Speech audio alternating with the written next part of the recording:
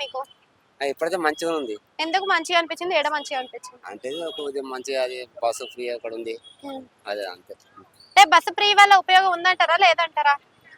అంటే ఉందంటే మేడం ఇప్పుడు వాళ్ళకు లేడీస్ కు ఉంది.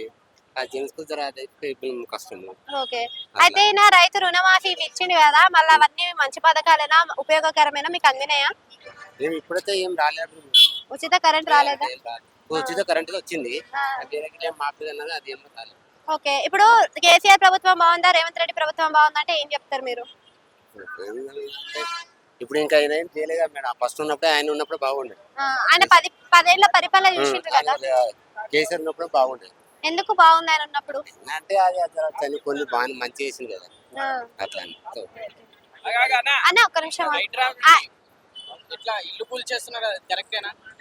ఇల్లు అయితే ఇక కూల్చేది ఇప్పుడైతే ఇప్పుడు లేదు కదా, అప్పుడు కూల్చింది కదా. ఆ, అంటే అట్లా కూల్చేయడం కరెక్టా అంటున్నా. కరెక్ట్ అంటే ఇప్పుడు అది ఊరితో కొద్దిగా రాంగ్ అది రాంగ్ కాదు కదా అది.